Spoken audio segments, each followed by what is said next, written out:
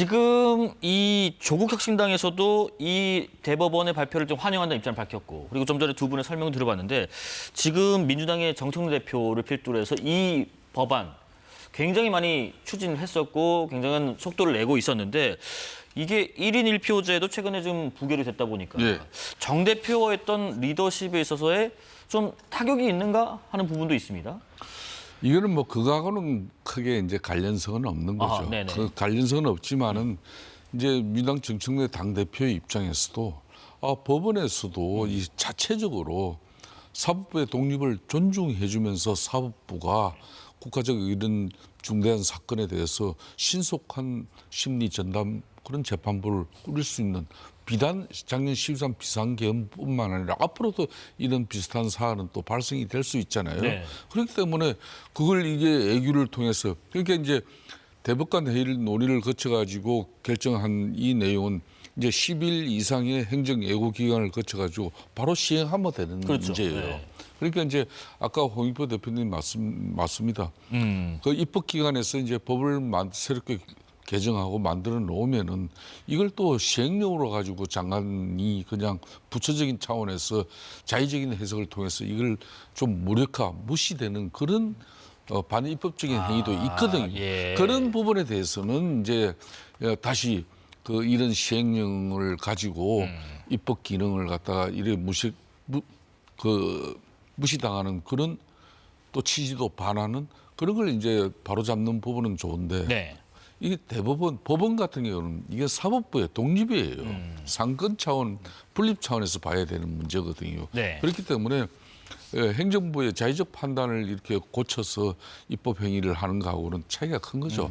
그렇기 때문에 저는 민주당 입장에서도 이제 가는 길만 같다면은 상권 분립 차원에서 사법부의 그런 의견 결정을 갖다 존중해 주면서 이 내란 전담 재판부 이 법안 우리 강행하지 않겠다.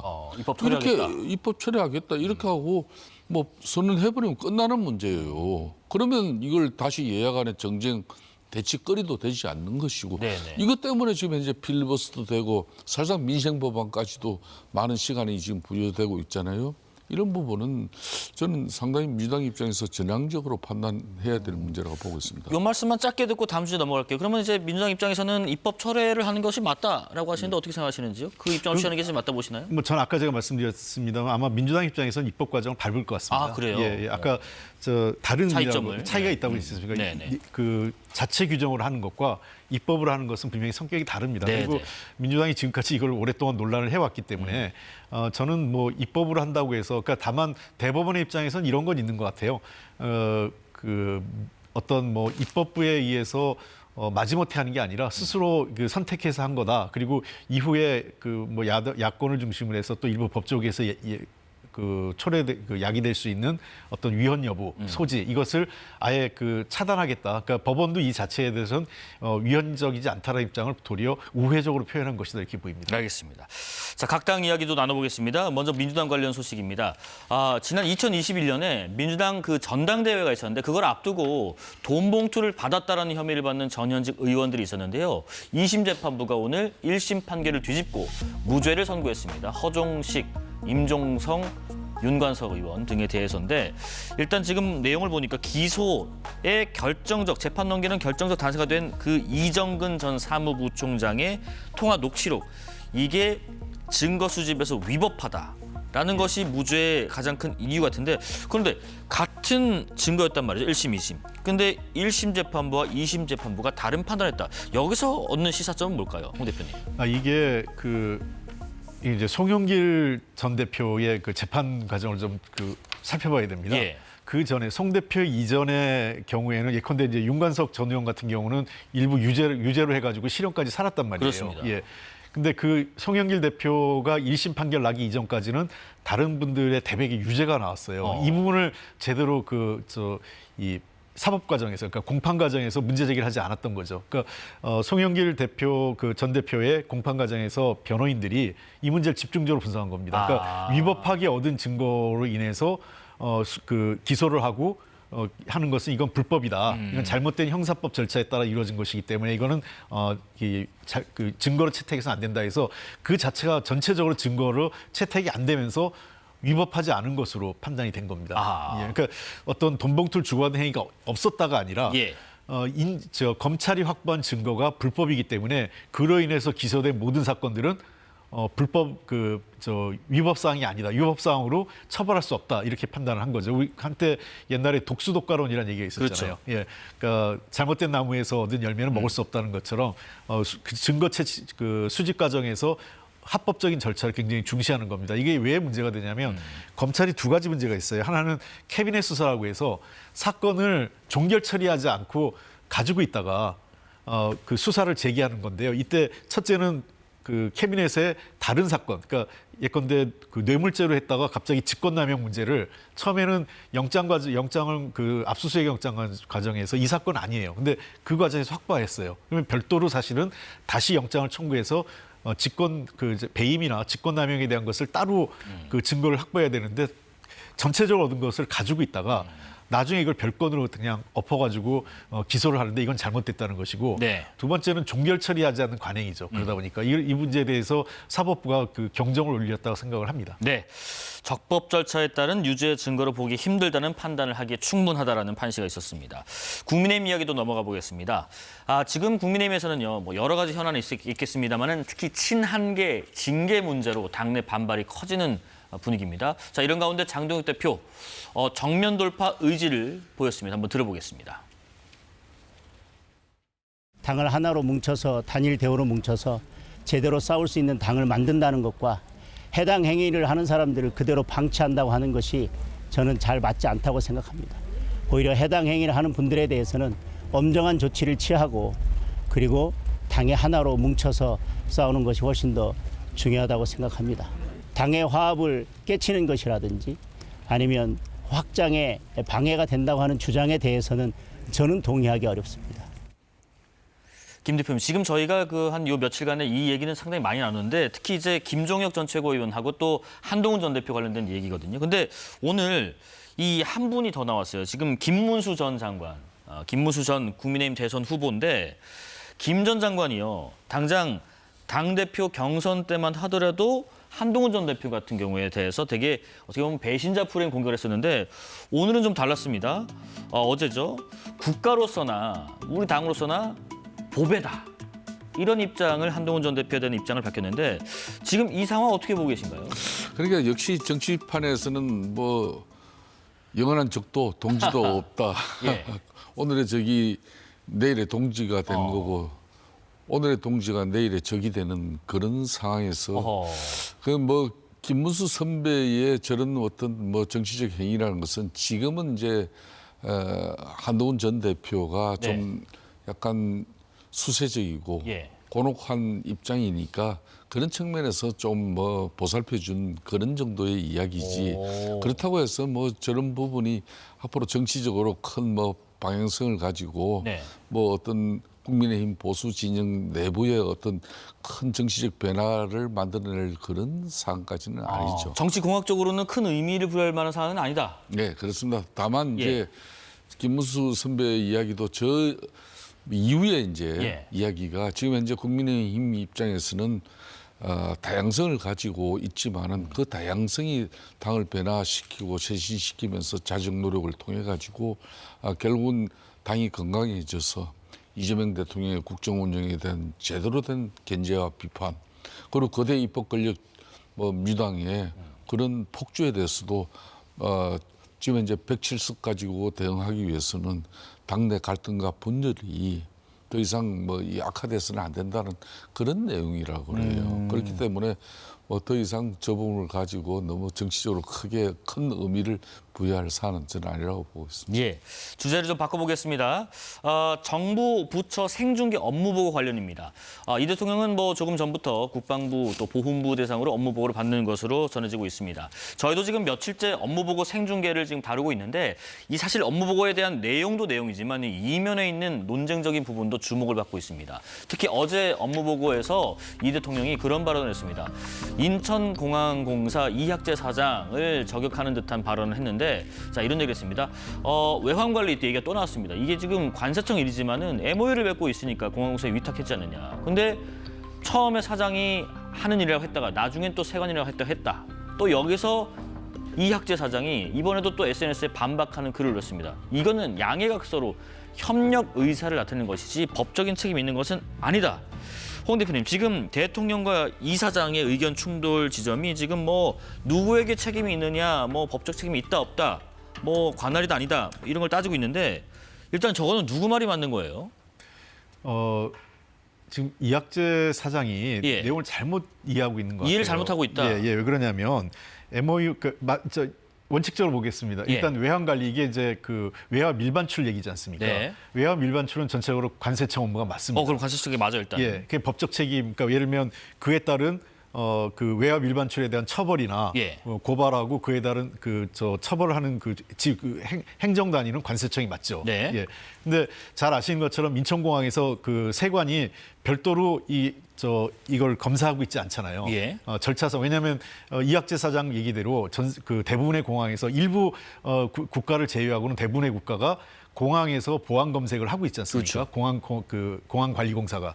그다음에 이 과정에서 여러 가지 마약이나 또는 뭐 그 폭발물, 위험물을 포함해서 어떤 그 밀수 이런 것도 포함되는 거죠. 밀수에는 이제 외화 밀반출도 포함되는 거죠. 그런 것을 이제 그 위탁하고 있는 거예요. 네. 사실은 이 공항관리처의 안전 문제도 있지만 저 상태는 경찰도 일부 공항공사에 위임을 한 거예요. 네. 그러니까 그 테러나 안전과 관련돼서 그런 측면에서 법적 권한과 책임의 그는 총괄적인 건 관세청이 있다 하더라도 MOU를 맺으면서 인천공항공사가 실무적인 행정적인 책임을 갖고 있는 겁니다. 그거를 기피하면 안 되는 거죠. 그러니까 네네. 자꾸 말을 책임이 없다고 하는 게 아니라 대통령의 지적대로 최종적인 법적 책임은 관세청이 있지만 관세청하고 잘 협의해서 그러면 우리가 공항에서 어떻게 검색하는 과정에서 외화 밀반출을 최대한 막기 위한 어떤 매뉴얼을 짜는데 관세청과 협의해서 새로운 매뉴얼을 만들겠다고 하면 끝날 일이에요. 더 논의할 것도 아닙니다. 예. 근데 저거를 자꾸 나는 책임 묻고 대통령이 나한테 불필요하게 야당 측 인사라고 해서 공세를 취하는 것이다 하고 자꾸 이 불필요한 얘기를 하니까 대통령도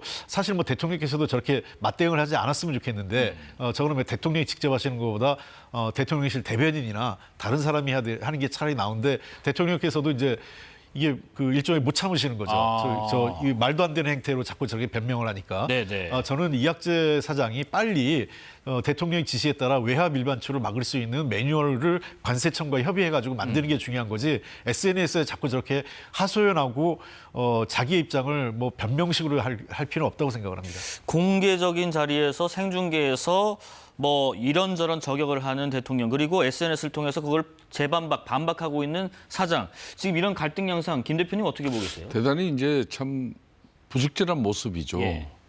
대통령 같은 경우는 이제 대한민국의 국가 국민을 모두 대표하는 그런 지위 아니겠습니까?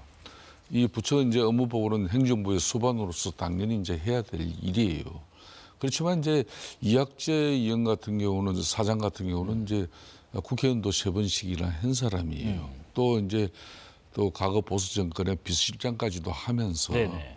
이분도 이제 행정에 상당한 전문적인 지식을 가진 분이에요. 인천에서 구청장부터 시작하셨잖아요. 예, 그럼요. 예.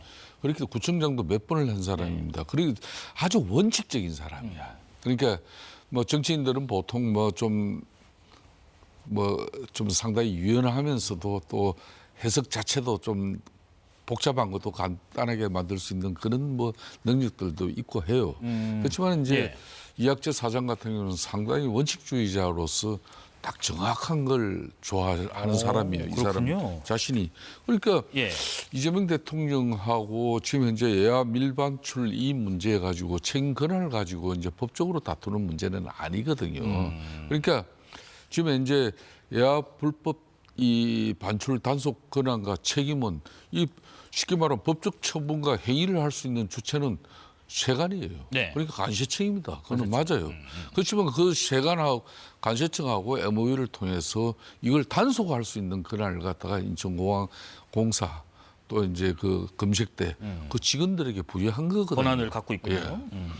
그러니까 그런 측면에서 이제 좀 전에 이제 우리 홍익배 대표님 말씀처럼 네. 이런 게 이제 좀 책임 내지는 권한이 좀 불분명하면은 MOU를 통해 가지고 좀 더 확실하게 또 규정을 하면 되죠. 네네. 그렇지만 이제 지금 인천공항공사가 보안 검색을 하면서 외환 밀반출 행위가 1,000불 이상, 1,000만 원 이상이라든지 이런 큰 금액이 이루어지면은 당연히 단속을 해요.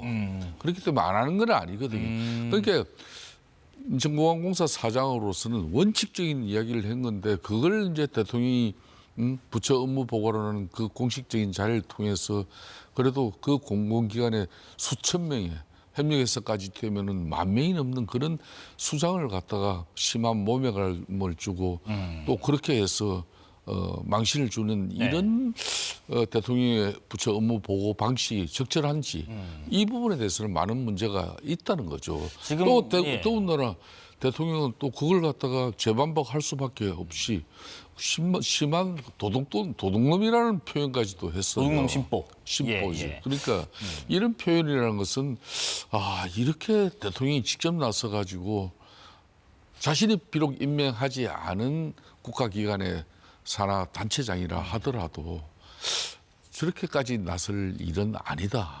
이런 국민 여론은 없죠. 지금 말씀하신 것처럼 야권에서는 전임 정부에서 임명된 야당 정치인 출신 기관장이기 때문에 공개석상에서 망신 주는 거 아니냐 이런 평가도 일부 내놓고 있는데 물론 이 대통령은 아니 유능하면은 그게 어느 쪽에서 왔든 상관없이 쓴다라는 설명을 했었고요. 그런데 이 대통령이 어제요 원자력 발전 관련 업무 보고를 받던 중에 기관장들의 당적을 묻기도 했는데 이건 어떤 의미에서 나온 말인지 한번 말씀 듣고 이야기 나누겠습니다. 원전 새롭게 이제 시작해가지고 지금 원전 하나 짓는다. 시작하면 얼마 만에 지을 수 있어요? 자료 동네마다 말하는 사람마다 다 틀려. 그것도 정당마다 틀려 이상해. 실제로는 10년에서 15년 걸리는 게 맞습니다. 내가 저번에 그렇게 얘기했더니 아니라고 그러던데? 7년밖에 안 걸린다고 주장하던데? 김성환 장관도 민주당이라서 못 믿겠고. 아니, 이게 당마다 틀리더라고. 아니, 그 당 아닌 사람이 한번 얘기해 보세요. 네 편, 내 편을 왜 가려요? 과학적 논쟁을 하는데. 근데 희한하게도 과학자들도 편이 있더라고요. 자, 원전 문제 관련해서 홍 대표님, 당마다 다르더라, 틀리다고 했으면 다르더라고 했겠죠. 이 뭐 민주당에서 못 믿겠고 네 편 내 편 얘기가 나왔는데 이 언급이 나온 이유는 뭘까요? 아마 저건 이제 원자력이란 문제의 특수성 때문에 그런 것 같습니다. 아하, 네네. 왜냐하면 아무래도 그 현재 그 원자력의 불가피성은 뭐 이재명 정부에서도 인정을 하고 있어요. 그러니까 이 과거와 달리. 뭐 문재인 정부 때도 예. 사실은 그 탈핵은 아니었습니다. 에너지 전환이라고 해서 그 당시에도 합의된 사항이 뭐였냐면 추가적인 원전을 짓지 않는다. 예. 신고리 5, 6호기를 끝으로 추가적인 원전을 짓지 않는다고 했기 때문에 이 문재인 정부의 결정으로부터 최소 60년, 그러니까 2080년까지 그 우리나라에서는 원자력 발전소가 가동이 되는 거예요. 그렇기 때문에 그 독일이나 대만과 같은 뭐 오스트리아 이런 나라와 같이 급격한 형태의 소위 탈핵 그 방침은 아니었습니다. 다만 원전의 비중을 그러니까 추가적으로 짓지 않기 때문에 자연스럽게 가스 에너지라든지 또는 그 재생 에너지, 신재생 에너지, 그러니까 풍력이나 그 태양력 등의 이런 신재생 에너지의 비중이 높아지면서 원자력 에너지의 비중이 단계적으로 낮아질 수밖에 없는 거죠. 그런 측면에서 에너지 전환 정책인 거고 그 전체적인 그 기조는 현 정부에서도 유지되고 있다고 생각을 해요. 다만 네. 그 이재명 정부에서 조금 다른 것은 그럼에도 불구하고 지금 늘어나는 에너지 수요, 그러니까 특히 전력 수요가 AI 산업 때문에 굉장히 급격하게 늘고 있기 때문에 그렇습니다. 불가피한 경우에는 원전을 지을 수 있다 이런 판단을 하고 있는 거예요. 근데 다만 원전 문제에 대해서 매우 그 이재명 대통령께서도 그때 한마디 했죠. 뭐 그 원전이 무슨 도깨비 방망이도 아니고 지으라 그러면 뚝딱 오늘 내일 지는 게 아니지 않습니까? 그러니까 당장 에너지 수급은 2, 3년 내에 다가오는 위기인데 지금부터 원자력 발전소를 짓는다고 해도 최소 10년 이상 걸려요. 실제로 그렇습니다. 왜냐하면 기획 단계에서부터 공사 기간만 5년에서 7년 정도 걸리고요. 그거를 기획하고 주민 공청회하고 이해 당사자. 예를 들면 내 집 앞에 그 원자력 발전소 들어온다고 하면 찬성할 수 있는 주민들이 많지 않지 않습니까? 그러면 그 지역 사회를 설득하고 오랫동안 기간이 있기 때문에 그런 설득 기간들을 감안하면 최소 10년에서 많게는 15년 걸리는 게 그 김성환 장관 얘기가 많습니다. 그러니까 공사 기간의 문제가 아니라 네. 그 짓는 과정에서 그것을 지역 사회를 설득하는 그런 협의 과정이 굉장히 오래 걸리는 것이기 때문에 그렇기 때문에 시간을 10년에서 15년 이렇게 나오게 되는 이유가 그런 거거든요. 네. 대통령의 말씀은 저게 굳이 평가하는 게 아니라 원자력 문제라는 것은 하나의 과학적인 문제이기 때문에 이것이 얼마나 필요한지, 그러면 우리가 지을 수 있다면 어느 정도 시기에 어디에 지을 수 있는지 뭔가 현실적인 안을 정치적 입장과 배제해서 좀 안을 내놨으면 좋겠다, 이런 얘기를 하신 거라고 봅니다.